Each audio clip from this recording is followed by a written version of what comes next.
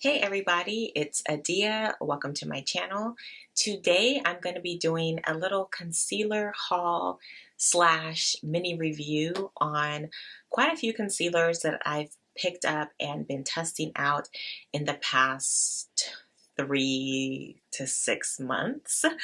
Some of these concealers I reach for very often, some I don't reach for as often, but I love concealers. I love testing new concealers, and basically anytime there's a buzzed about concealer, I will buy it and check it out because I actually tend to use concealer more often than I use foundation. And yeah, I just love concealer. I'm always trying to find the perfect thing to brighten my under eyes. So without further ado, let's just get started. Oh, before we get started, don't forget to like, comment, and subscribe to my channel. And I'm going to go through these concealers basically starting from the lightest coverage to the heaviest coverage. First off, we have Tatcha the Pearl. I actually mentioned this in my 2018 favorites, and I used the shade Candlelight, and that's actually all that I have on my under eyes today. It's just this shade. And in the container, it looks like very like tan, kind of peachy, and it almost looks like it would be too dark for my under eyes. Like it would kind of just match my skin tone and wouldn't necessarily like highlight. But this product is really special. Like it's the texture of an eye cream, and it just sinks into your skin and gives just a little bit of lightness and luminosity to the under eyes.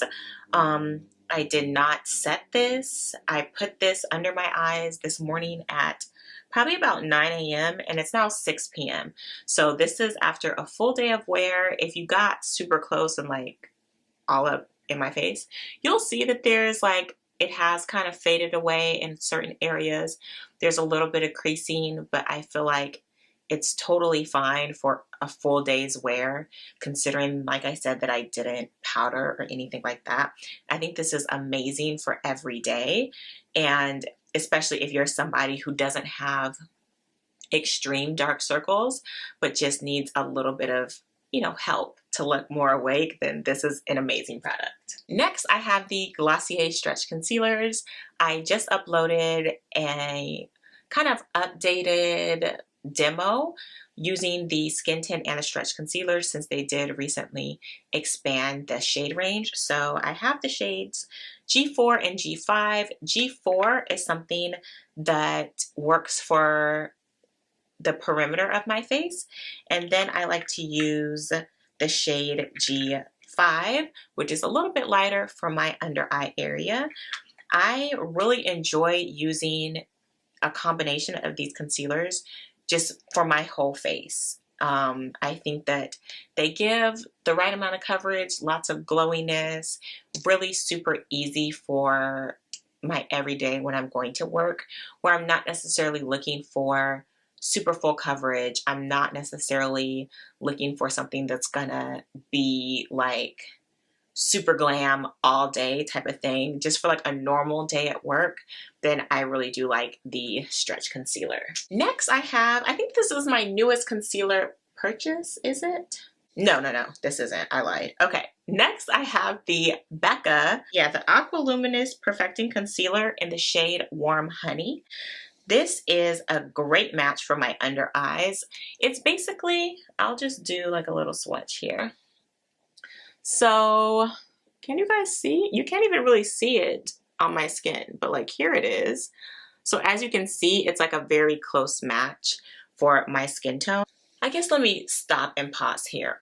A makeup artist that I love, Katie Jane Hughes, kind of gave the advice that when you are matching your under eye concealer, you should pick a shade that's actually the same color as like your cheek, and that will give the most natural finish. And then maybe if you really want to, you can go like a shade lighter than that. And so like many Black women, I am darker around the perimeter of my face and lighter in the center of my face. So even though the concealer that I buy is typically lighter than my foundation shade, it's actually the same color as the rest of my face in the center of my face, if that makes any sense. So I don't usually go super, super bright for my concealer. I always do have like one really bright shade, just in case I was doing like a glam look for like an event or like a black tie type of thing where I really was gonna go all out. But for my day-to-day, my under eye concealer is basically just the same shade as the center of my face. And yeah, I think I've talked about that enough. But anyways, I use the shade Warm Honey. Here it is right here. It's a great match for my skin in the center of my face. This Aqua Luminous Perfecting Concealer, as the name suggests, it's light. It's a lot lighter than in texture than, say, the NARS Radiant Creamy Concealer. So it blends nicely into the skin. It's not super thick. There is that like luminosity.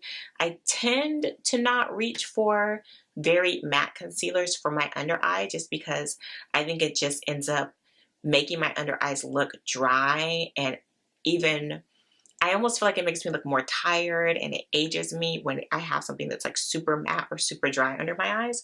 So I really, really like this formula. It doesn't have the biggest shade range, but if you can find your match, this is a really good concealer. Okay, next I have probably what I've been reaching for the most lately, and that is the Makeup Forever Ultra HD Light Capturing Self-Setting Concealer, and I have the shade 43.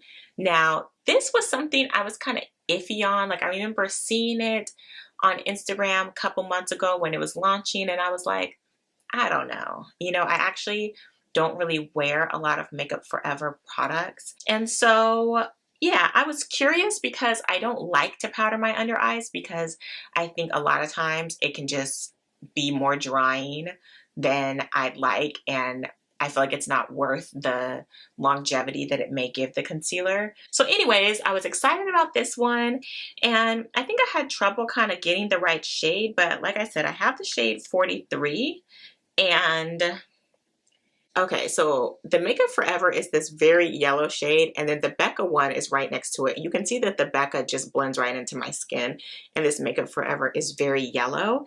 And so at first, like, I bought this in the store, and then when I got home, I was like, ugh, like, did I just totally get the wrong color? Is this just gonna look crazy on me? But it actually looks really nice under my eyes. If you watched my outfits from when I was in London and Paris, this is the concealer I wore almost every day without anything else on my face. Like, literally just this, and that's it, just to brighten up my under eyes a little bit. It blends in so nicely into the skin. I love wearing this with the Glossier Skin Tint for a super natural, easy, like everyday base. This like surprised me so much. It just looks like skin. This is really good. This surprised me, but it's a really, really, really good concealer. So if you're curious about it, I would definitely say check it out for sure. Next, I have so many concealers, you guys. This is all concealers that I bought in the last probably like 4 months. So my most recent purchase is this Laura Mercier Flawless Fusion Ultra Longwear Concealer, and I have the shade 4N, which is a neutral undertone, and I will just like swatch it right here. So here is the Laura Mercier. This one's the Makeup Forever, and this one is the Becca. So the Laura Mercier is kind of like in between the Becca and the Makeup Forever. The Laura Mercier is just like a touch more like neutral or olive. It's not quite as yellow as the Makeup Forever. So again, this is a really great one for under my eyes. It's a really nice finish. It's a little bit more coverage than like the Becca one, but it's the same vibe. You know, it has that like silkier finish. It's more liquidy than the NARS Radiant Creamy, but it's a really nice concealer. So if you can't find the right color in the Becca, then maybe check out the Laura Mercier, because I feel like they're very similar in terms of wear, except for maybe this Laura Mercier is like a touch more matte. It's a little bit more matte than the Becca one. Fenty. Of course, I have to talk about these Fenty concealers. So it's the Pro Filt'r Instant Retouch Concealer. I have the shades 350 and 360. So these concealers are more full coverage than all the other ones that I've mentioned. And for that reason, it was kind of a little bit challenging for me to find the right shade. I think in the foundation, the new shade that they released, 385, is probably my best match. I don't have that foundation because I have 370. And so based on that, I have 360 and 350 in the concealer. So let's just do some swatches. Okay, so this is 360 and this lighter one is 350. So 360, you can tell, is like very close to the Laura Mercier. It has that more like neutral olive undertone. And then 360 is obviously much lighter. It has more of that peach undertone. And like I said, even though I tend to get a concealer that's like close to my skin tone, it's nice to have just one lighter concealer just in case you want to really brighten that area for those like more glam looks, or you know, just when you want a little oomph to your look.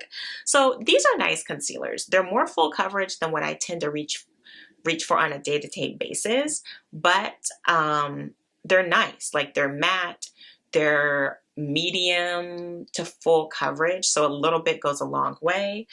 I think because they're more matte, if you use them sparingly and don't apply too much product, I don't necessarily need to set these for my day-to-day look, but when you set these, they do look really nice with powder over them. So I like these. I don't reach for these as much, but if I ever have some fancy thing to go to, which is so rare, then I'll probably use something like this. Okay, next I have the Milk Makeup Flex Concealer, and I have the shade Cinnamon. And Cinnamon, this is actually a little too dark for me, and I think I was going to return it, but I just didn't get around to it. So here's Cinnamon right here.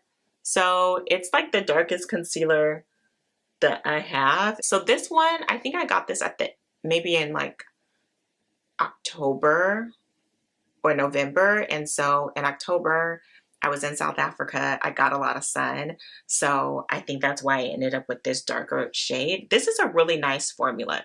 It is more full coverage than like say the Becca one, but it's not so matte compared to like the Fenty. So it's a nice middle ground. If you need a little bit more coverage, but don't want something that's super full coverage, this is a really nice product. I might buy the shade lighter than this just so I can use that like when my skin tone isn't as deep. But I do like this formula, but I haven't really gotten a chance to play around with it as much. And my last concealers that I'm going to talk about are the Cover FX Power Play concealers, which these are again very full coverage, but this consistency is thinner and more liquidy compared to the Fenty. The Fenty I think has a thicker, like drier consistency. Nothing that's like out of hand, but this, I feel like, yeah, I feel like this Power Play is a much, it's just a little bit more liquidy. This lighter one is NDeep 1, and this darker one is NDeep 2. I hope you guys can see that. So yeah, because this is more full coverage, I felt the need to get 2 shades. And basically, I'll use NDeep 1 for my under eyes. I'll use literally one dot here, 1 dot there. And then if I want to add coverage in the lower part of my face, then I'll use NDeep 2 and literally just a couple of dots. I think this is a beautiful foundation. Like it spreads really easily. So you don't need a lot. It has a ton of coverage. But it doesn't look like fake or too like flat or too heavy. The only thing is I do not like the applicator. I do not like this big old round thing. It's super annoying. But other than that, I think it's a wonderful concealer, and there are a lot of shades in this Power Play. So if I'm thinking of what would be my favorite full coverage concealer between this and the Fenty, I would pick the Cover FX over the Fenty one, just because this is just, it's a little bit thinner consistency, so I feel like it's easier to get a lighter coverage and to spread it out over the face. So that's it. That's all the concealers that I've bought recently and kind of my thoughts on them and when I tend to reach for one over the other. Let me know what your favorites are amongst the ones that I've mentioned, or if you have a favorite that I did not mention, please let me know so I can go out and try it. Thanks again for watching. Don't forget to like, comment, and subscribe, and I will see you in the next one. Bye.